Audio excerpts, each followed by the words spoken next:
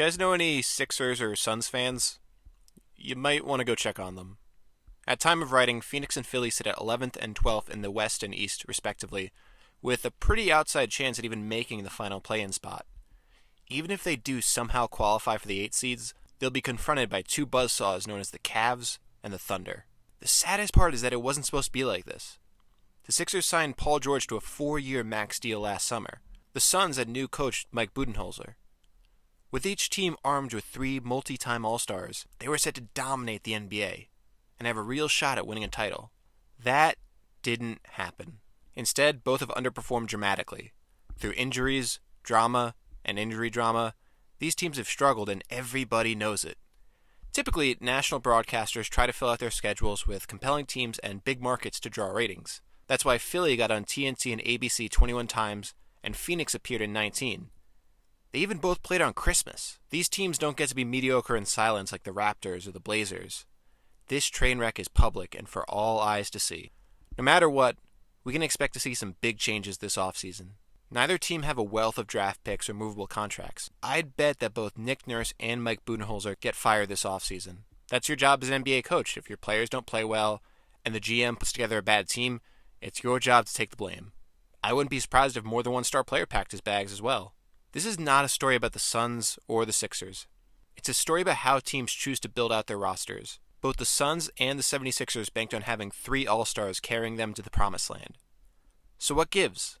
Why didn't it work? What happened to the big threes? Because it didn't used to be this way.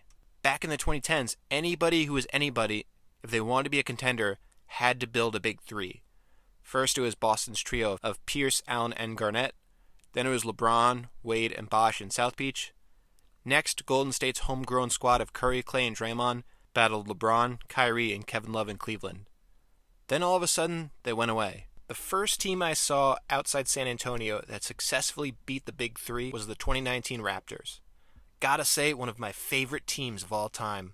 You had Kawhi and Lowry as your 2 primary stars in an 8-man rotation of guys who could all reliably shoot, defend, and create off the dribble. That kind of became the model for the Lakers, Bucks, and Nuggets teams that followed. There's a clear pecking order where the 2 main guys go to work, and the rest are expected to make the occasional shot and play defense. There's real balance on the roster. You look at Phoenix when they trade for Beal. The last thing those guys needed was another ball-dominant scorer. For Beal to be at his best, Booker and Durant can't be on the court. Now they're a team without a proper distributor who gets killed on the glass because they have no size. Well, they had Nurkic and Bol. So yeah, no size. Getting back to the Raptors, you could say that the 2019 Raptors would have won out if not for injuries, but that's kind of my point. If your team is comprised primarily of guys over 30 who have played a lot of playoff ball, putting plenty of wear on their bodies, you should expect them to get hurt. That gets to the next reason the Big Three's died off. Injuries. For a player to be considered part of a Big Three, they need to be an established commodity within the league. For the Sixers and Suns, Maxey is the only player with fewer than 10 seasons under his belt.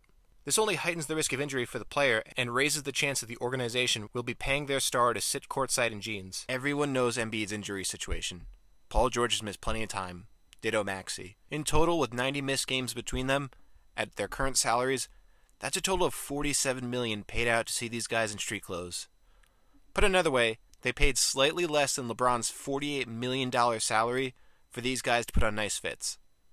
Phoenix has been better this season. Beal is the only one who's missed significant time, as is expected. Still, they do face money troubles in the form of the salary cap and the brand new second apron.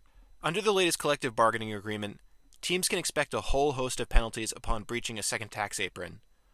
Effectively, it prevents the roster from being changed without clever asset management.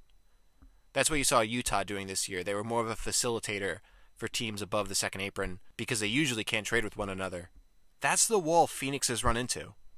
In the old days, they'd solve their depth and size issues by heading to the buyout market or taking a bad salary off a losing team. But because they're above the apron, both of those are off the table. With that, I hope I've shown you why these teams don't really seem to exist anymore. Especially for those of us that are growing up in the 2010s, it's really weird to see teams not really care about finding the third star. During LeBron and AD's first season together in LA, I remember that was the main topic on shows like First Take. When were they going to find the third star? Because of new models that spread money around the roster, rather than piling all of it on top, the Big Threes have been left behind. The NBA is in the middle of a talent boom right now. New stars arrive every year, and the old guys are sticking around longer and they're staying good. Back in 2010, part of why the Heatles melted everyone's brains is that you had 3 number 1 guys from playoff caliber franchises all on one team. That just isn't the league anymore. Am I saying they'd be bad nowadays? Of course not. We had a prime LeBron James. Of course they would be one of the best teams in the league. But go back to the end of their run. Go back to those 2014 finals games. It's a lot of Bosch having not much to do.